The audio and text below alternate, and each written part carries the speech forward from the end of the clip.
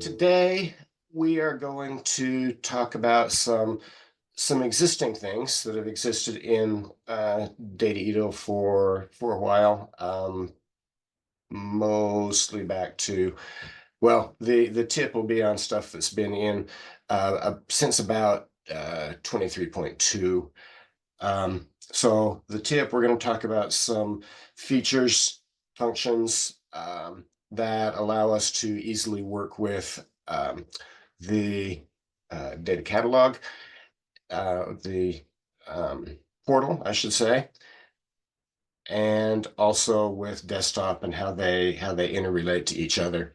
And then afterwards, we'll talk about the classification, data discovery and classification feature. And as always, we will be happy to have the sneak peek into future development towards the end of this session. So to get started, I am going to share my screen.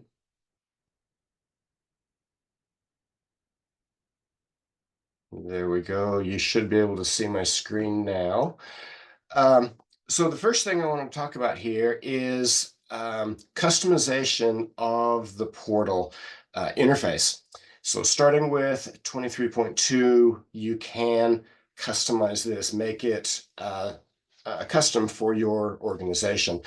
On the left, we're looking at an instance of this portal where I have already done some customization. On the right, this is out of the box, no customization at all. So you can see the differences here. We have this logo on the left that replaces the Dataedo logo and name. On the right, we have the title here that is different from the out of the box. And also down here to the bottom, we can add informational text to this front logon page. Once we log in, go ahead and do this.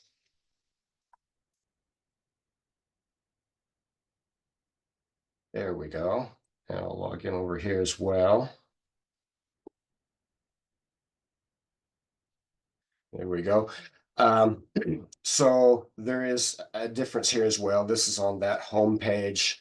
When we log in, you can see on the left, we do have a title here for the catalog, and again, informational text, which is different. Both of those can be different from what was on the logon page.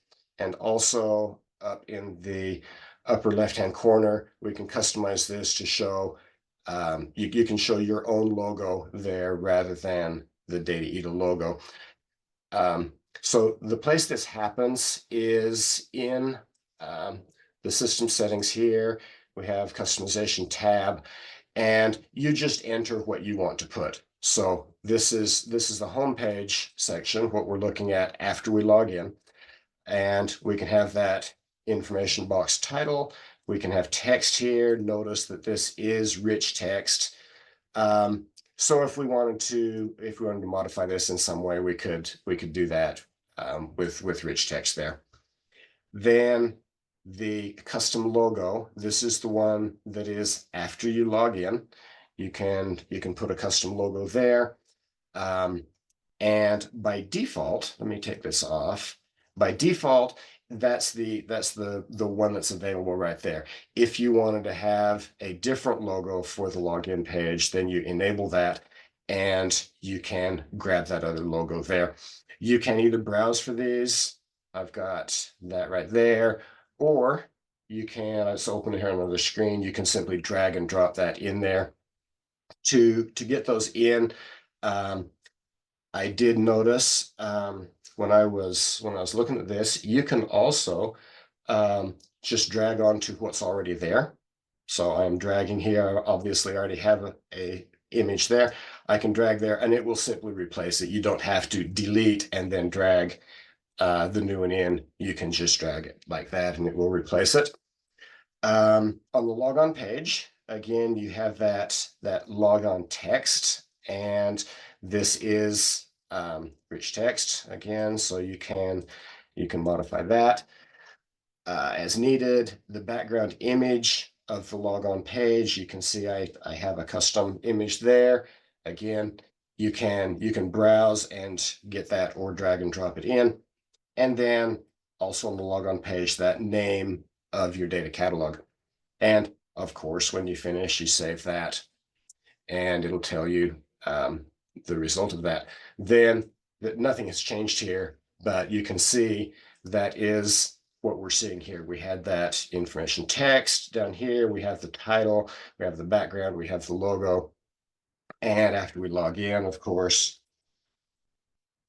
we have all of that on that front page, the information, the title, and the logo right there.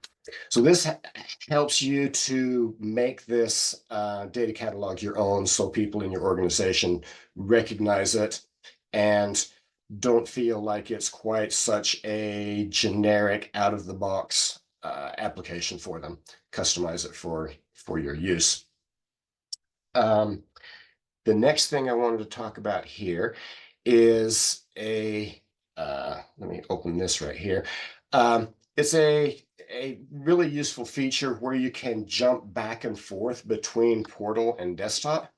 So to illustrate this, obviously I've got desktop open on the right and portal open on the left.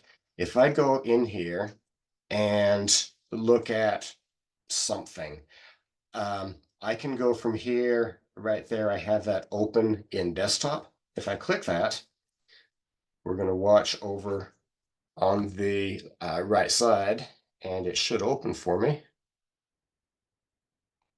There it is right there. There's that company data warehouse that I was looking at when I clicked the open in desktop. Now, to illustrate this, I'm going to go and choose a table here, and we have the reverse functionality right here. This is collapsed down because of the narrow width of my window here, but it is right there, open in portal. I click on that. Notice it opened up that table in the portal. One thing to mention, you may have noticed when that happened, it opened a new tab right here.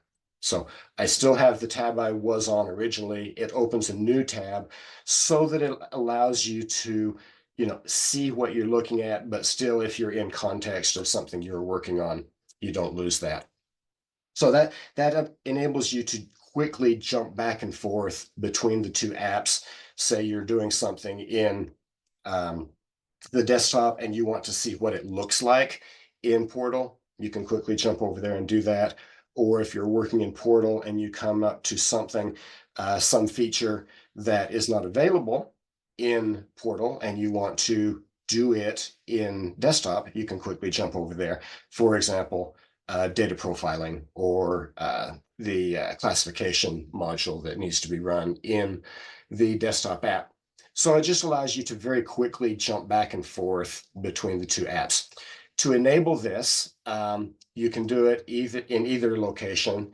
In the portal, you go down here to your system settings, and it's right here on basic, right there.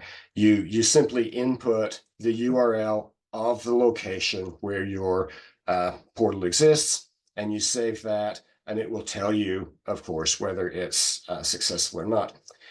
In the desktop, you can do the same thing. You go into settings, and it's under global settings right there. And it's the same thing. You just enter the URL of the portal. You don't have to do it in both places. You do it in one place or the other, and it will enable it to go both directions. So that's how that works. It just lets you easily navigate back and forth between the two apps. And that actually brings us to the next section here of this session, and that is, like I mentioned, I would love to have open discussion here. If anybody has any questions or anything you want to talk about. I know there was a question that someone, might have been Thomas, I can't remember, put into the registration. What is the most effective way to store policies, rules, and standards? Okay.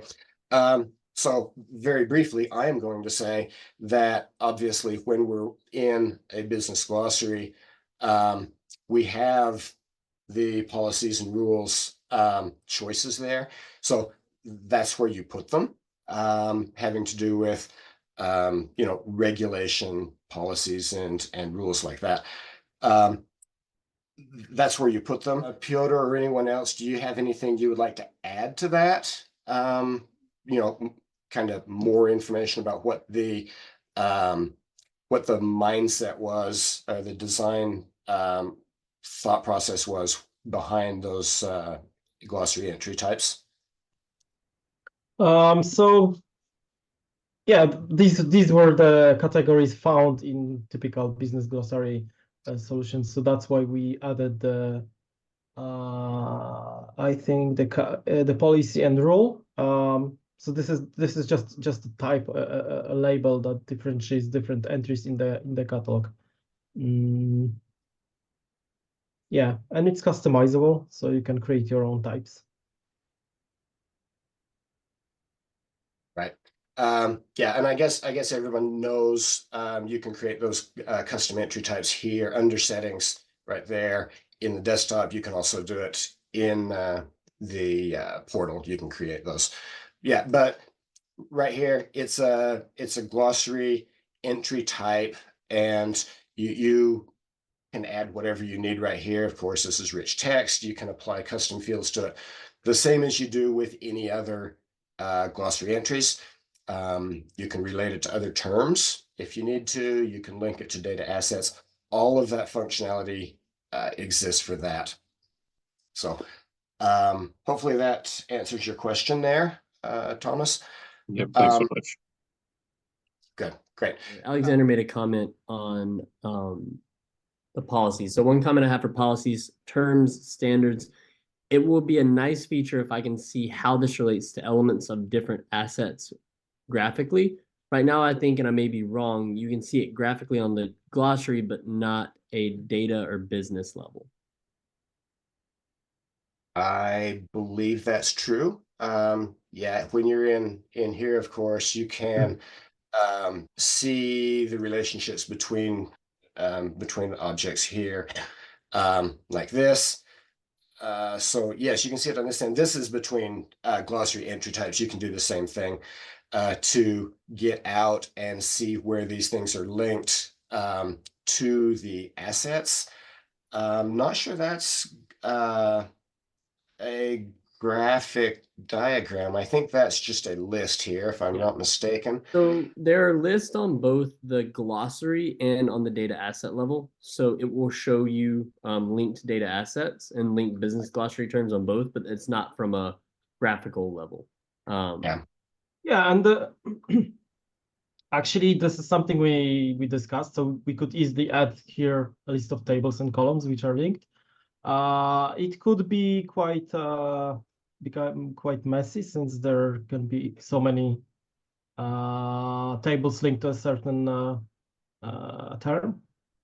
But yeah, we could add a switch like that. Would you find it useful? Alexander said add filters so it can be add or remove. Yeah, just like right now, Richard showed that you can select different types. So yeah, okay. This is something we plan to do at some point. And also on the ER diagrams, so on the data level, we could also show the glossary entries. And right now, I think for the next release, I'm not 100% sure about that, but we're working on adding on glossary terms on lineage diagrams. So you'll be able to track the lineage. Yeah, some call it business lineage, right? So that's coming up this year. Cool.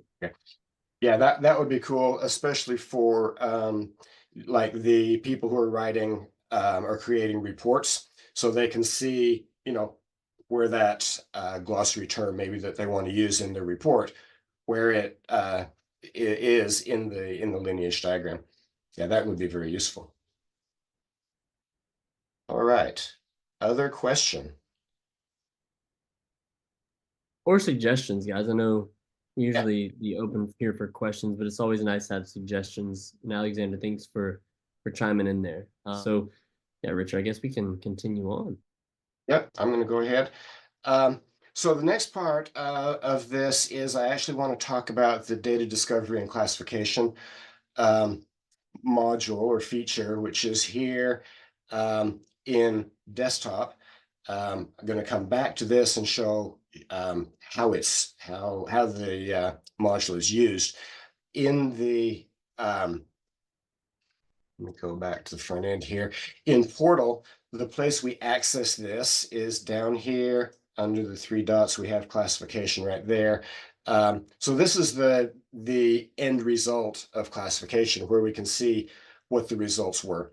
So we choose whichever classification or regulation we're interested in. And you can see based on what I have done so far here, I have classified 4% of all of the data assets using the GDPR regulation here.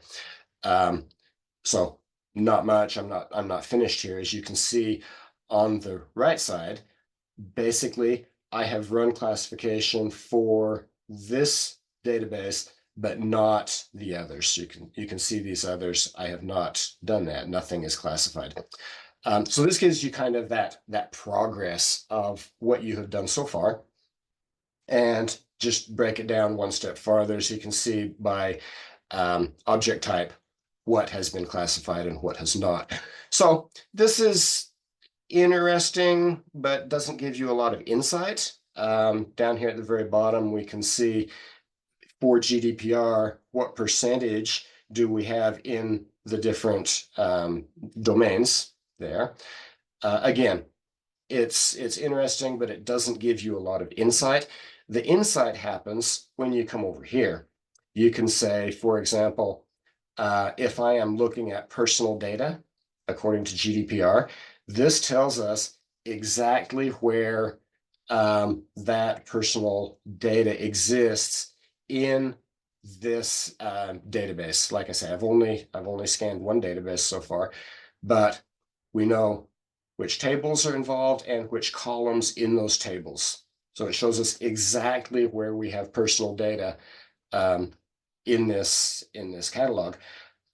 So obviously the value of this is for data governance, managing data life cycles, knowing where the data exists that is personal, so that we can get the correct management of that data, whether it's obfuscation or removal or whatever it is. We know exactly where it is. It's easy for IT to find that and get the appropriate data lifecycle on there. And you can do this by each of these categories. You can also do it by domain. So where in the database do we have email, for example? Tells us exactly which tables and exactly which columns right there. Ethnicity, we have none. Credit card info, we have a few of those right there. So this allows us to quickly find any of that personal data that we need. So how does this happen? We jump over to desktop, and as I mentioned, the data discovery and classification feature is accessed up here in the ribbon. So I run that. What we get is a window that allows us to choose which regulation are we interested in at this time. So let's go ahead and, for example, let's look at PII right there. And on the right side of this, we see I have run this for the 4 main SQL Server database connections I've got there, and it shows the results of those. So let's go ahead and let's look at one of these. Let's explore this. Opens another window. And this is what has been classified so far.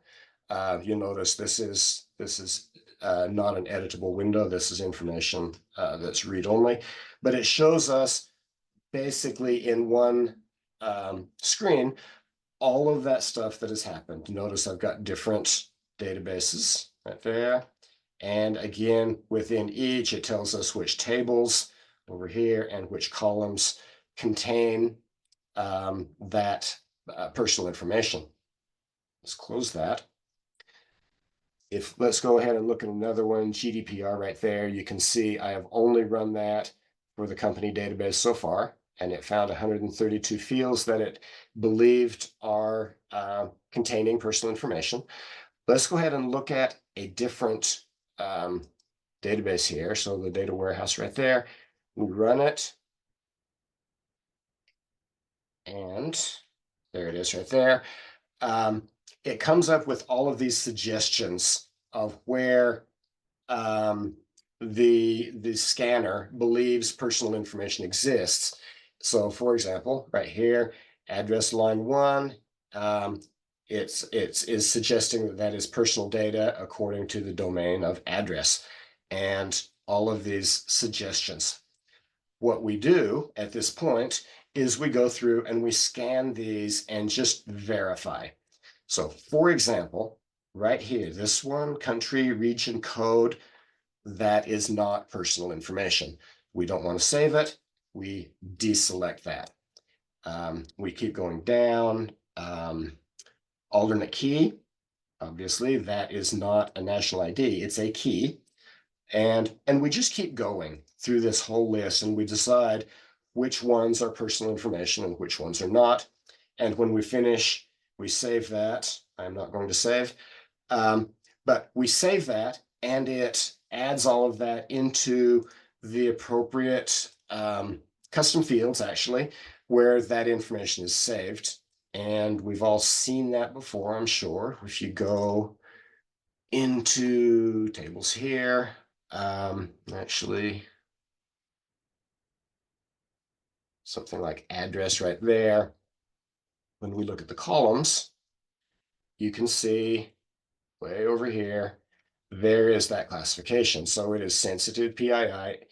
According to the PII definition here, it's sensitive by the domain of address. According to GDPR, it's personal data in the domain of address, and so on. So it saves that into custom fields. As such, you can change them. These are editable. So if you make a mistake, you can change it here, or you can run it again and check everything all at once. So they're just custom fields. You can change the values as needed. Going back to this screen here, if you, for example, wanted to look at something again, just to rerun it, make sure everything is still good, you can do that. And what this shows you is very similar to the screen we just looked at, except it has what the current value is. It's already populated for all of these. So again, it's easy to find these and review them. You have some choices up here that allows you to see, which ones you want to look at if you need to filter. But you can quickly scan here. For example, I notice right here, I've got some address line 1, they're checked. It wants me to save that, but I look at it, I see, no, this is a store address. This is a vendor address. So no, I do not want to save those. And again, periodically you can scan these and make sure that everything continues to be current and up to date. Any questions at this point? We just had a quick comment thrown in. One quick comment, it may be nothing, but can you guys help? Can you guys gray out on the data entry, the PII data domain portion, if an element is not being categorized as PII? Can be confusing for data entry. Yeah, I think I know what Alexander means. When we, from the other window, yeah, if we switch to the table columns view of the table, yeah, I think here if you select the PI, so like having two fields depending on the other. If you select non-sensitive non-PII, if you would select for something, I don't know, let's say address ID is non-sensitive PII. I think Alexander means that the PII data domain would be not editable at the moment, right? So it's not disabled. I see what you mean. No, it is still editable. Yeah, I see what you mean. Yeah. Yeah, this is dependencies of two different fields. We are not currently, we don't have any idea how to do this kind of feature. It's probably not super high on our priority list. Mhm. So I will say that when you run this, the discovery module here, classification module, it won't populate these that are non-PII. If you want to populate those, that is a separate process. So you notice all of these are not.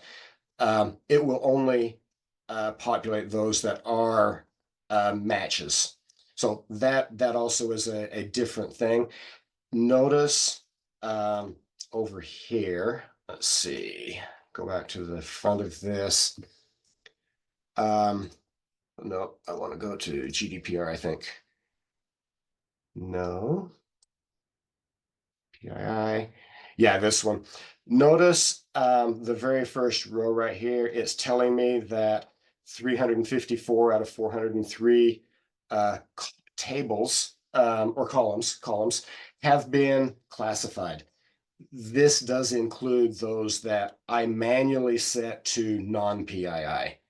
So this number is just basically saying, is there a value in that custom field for the PII classification? It's not counting those that are in one group or another. So that is something to keep track of. So like right here, the non-PII, see all of those. It counts them in this count, but they're not PII. So this number is something to watch. In the other connections here, I did not mark anything as non-PII or non-sensitive. So these numbers actually are those values. So something to be aware of. It doesn't automatically populate those as non-PII. We have a comment from Bukola that it should be possible to customize the GDP level classifications. So basically have different values in the GDPR classification column, and that's fully customizable. So these are predefined, both classifications and those levels and domains. These are predefined, and you can modify them and add your own. Yep. And that's exactly where I wanted to go next. And that is this customization here. So if I look, for example, at GDPR, I can go to configure classification. And this really shows us how this module works. It's based on pattern matching against column names. So for example, right here for address, as it scans through the column names, it looks for these patterns, adder, address, street, and so on. And if it finds them, it says, yes, that is personal data of the domain address location. It has a list of patterns that it searches for, and it can then suggest these values to be added. It suggests that assignment. There are a lot of things you can do here. For example, I have seen instances where somebody wanted a third column here, a third custom field that gave them another bit of information about this classification. So that's possible. Not used very often, but it is possible. You can manage the rules. You can change or add to the patterns that it's looking for. This is particularly useful in cases where you have a multi-language or a non-English language database or environment. So you can add to these rules and, of course, keep track of where they're applied over here in the grid. But that allows you to modify these and make them custom for your own use. I would only say absolutely be sure to make a backup of your repository before you make any changes like that, so that if something breaks, you always have that point to restore back to. So be very careful making changes to these, but you do own them. And if you make changes, it will apply to your environment, not to any other Dataedo customers, of course. This is yours specifically. You can also, if you needed to, you can create a new classification up here. Right there, you can add a new classification. Again, not used very often, but perhaps you live in a part of the world where you have a different regulation that you need to keep track of. So you can do that as well. You can add a classification and set up all of your rules, all of that stuff. If you are in that situation and you do need a custom classification, I might suggest that you reach out to us first, make sure that you have the background information needed to do that appropriately, or talk to us and see if it's something that maybe is universal enough that we want to get it and add it into this list. For example, this PIPEDA regulation was just added in this version for our Canadian customers. So that's something that we added. And so we can help with that as well. Richard, Questions? yeah, Richard, there's also another use case where you could use a custom classification for your internal organization, right? Yep. That these are external regulations, but quite often in universities they have classification levels for their own purposes. So that's another use case. Yeah, I've had conversations with customers where they want to basically, like you say, have an internal classification to help them with these similar things. And yes, that's all possible. And so if you're in that situation and you ever need to do that, feel free to reach out and see, what we can do to assist, even on the internal ones, just to make sure that the that everything is done correctly and that it all works. There are some nuances here to creating the fields and assigning them. So yeah, I can definitely help with that. Other questions?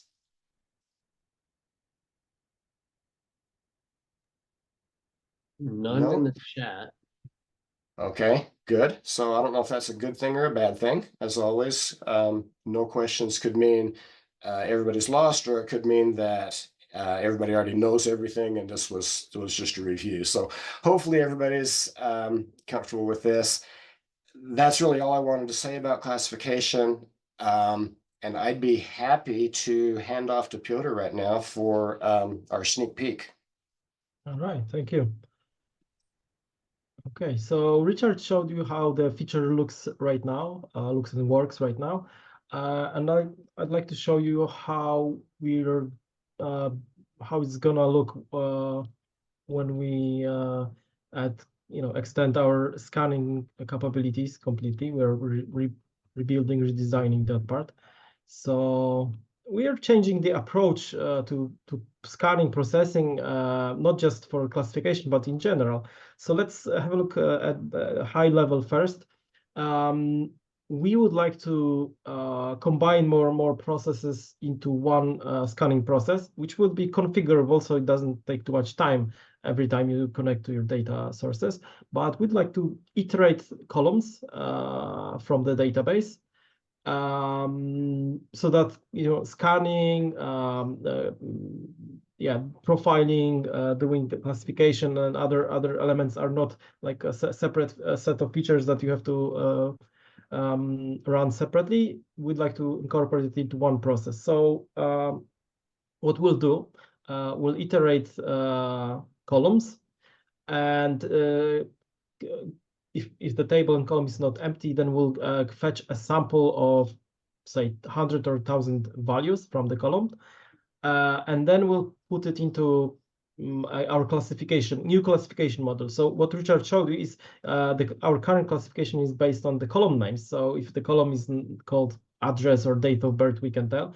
But if it doesn't fit into any name pattern, we cannot. But this classification will be much smarter. It will test the data and suggest you one of couple of classifications, and those, we call it domains, but it's an unfortunate name, but yeah, like a data type. We came up with entity, let's say entity. So address, email, first name, and so on. So we use a couple of techniques. I'll show you what they are. A couple of techniques to determine if it's sensitive. If it's sensitive, we'll skip the profiling, and so we won't be scanning data. If it's not, if it's like safe information, we'll then perform some more deeper scanning. So you don't have to do profiling, maybe some basic predefined quality rules. We'll build lookups and build a structure for in JSONs, which are inside a text column. So yeah, today I'd like to focus just on this step where we get the sample of each column. It should be done once or maybe once every couple of months, maybe, I don't know. So we get the data, and then the output is what we think the data is, and if it's sensitive. So here are the rules which we listed so far.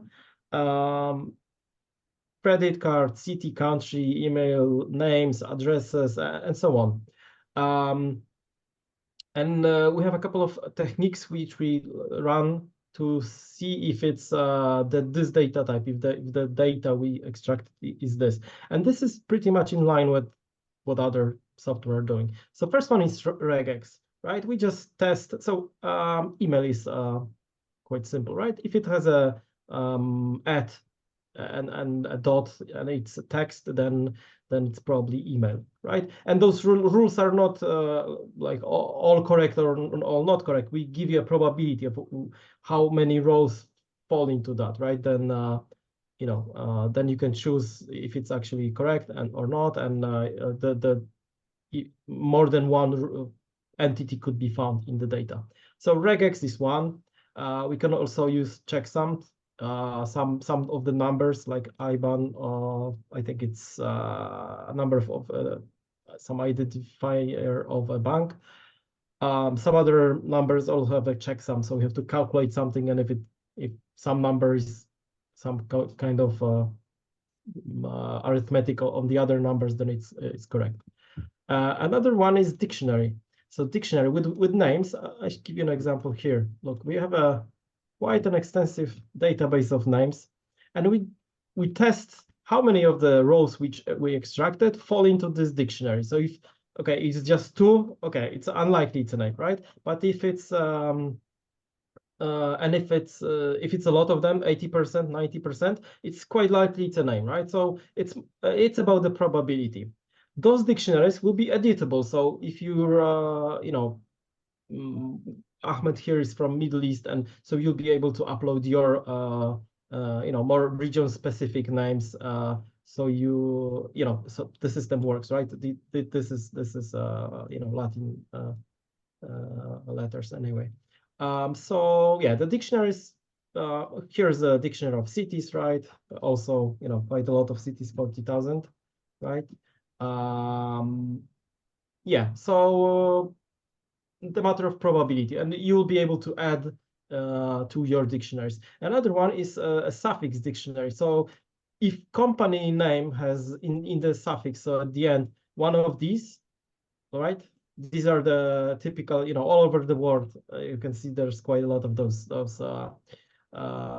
formats. So if it's one of these, then not the name, but at the end of the name, then yeah, it's probably a company name.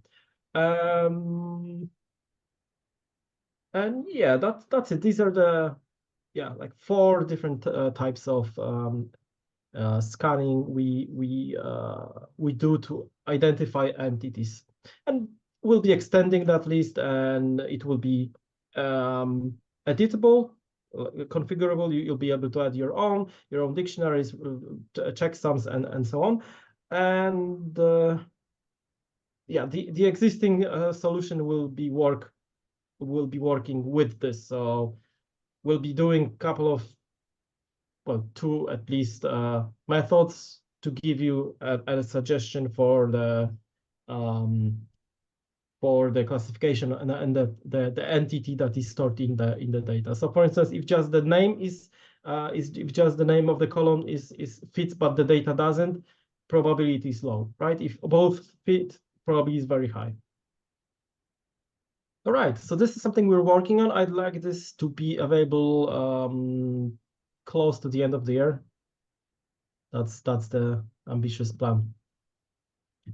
Do you have any questions? Not a question, but just to verify that I understood what you said.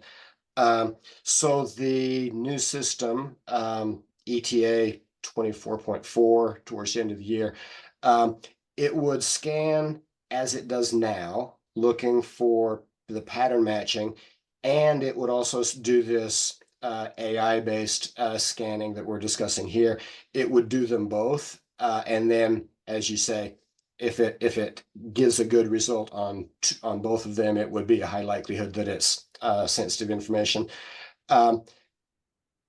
Does it scan everything, or does it just, so once it does the pattern matching, does it only use the AI on those, or does it do it on everything? So the plan is to do it on everything, because this is just one piece of the bigger puzzle, that this information will be used for other inputs, for other tasks, and one would be profiling. So we would like to do profiling for you, right? It wouldn't be published before you approve this, but yeah, we'll do it for on everything. It will be configurable, so because it will it takes a while, right? But yeah, when you perform some kind of deep scanning, it will do it for every single column. So you say configurable. Configurable as in you might want to disable the pattern matching and have it only do this one, or you're talking other configuration? I mean, if you want to scan just the static metadata, or you'd like to scan data and do classification, if you would like to do profiling, right? Every Right. of those tasks take some time, right? And space. So maybe you'd like to do just very, very narrow, shallow scanning of just column names, right? Yeah. Yeah, so we're trying to figure out how to do it so it's actually easy to understand, easy to schedule, and the goal is to make it simple to use, easy to use, but do the most for you, right? Right. One other question. Right now, in Steward Hub, we have this future option right here of data classification. Presumably, this is all part of that same thing. Is there going to be anything in data classification before Steward Hub data classification before the end of the year? Would there be something Like right now, I have to, of course, go in here and do this, but could it, for example, say, hey, you have not classified anything in any of these three databases yet? Just that high level suggestions of this isn't complete. Do you want to work on it? Perhaps. So but we're working on a couple of functionalities together, and we hope that everything together will make sense once we add it. Mhm. So another functionality is the Steward Hub you mentioned, and yet another are dashboards. So we might build some dashboard that shows this, maybe highlights things that require your attention. So yeah, I mean, but really hard to tell right now what exactly will be added when, but I'll be aiming to the end of the year to have this classification and then Steward Hub extended and dashboards, functional so that majority of the information you expect are there. There's Good, another thanks. question from Bukola. Are there some terms that are not columns fields? Child, for instance, child in need. How does the tool scan this term if we have to classify it manually? Child in need. So that would be a question of classifying on the glossary. Columns, fields. I'm not sure what you mean, but if it's a new rule, like in child in need, you can add it to the rules of the classification, right? If I understand correctly.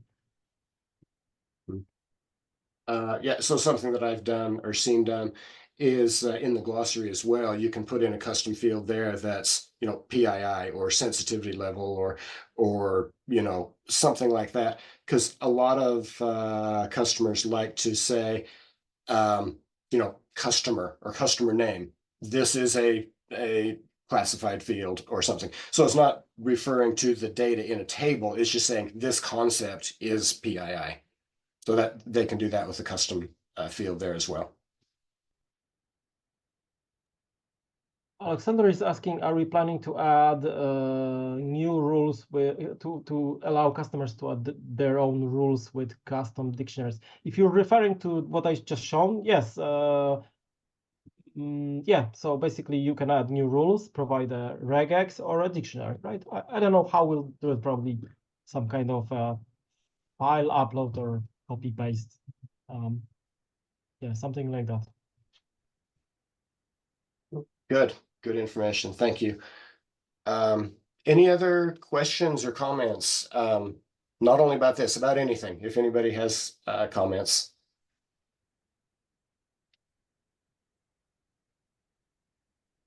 All right then. With that, we'll go ahead and call this meeting. And obviously, as always, if you have questions, you know, feel free to reach out and we'll get those answers to you. Recording of this meeting should be available in a week or so. All right. Thank you all. Have a good day. Thank Thanks, you. everyone. Bye.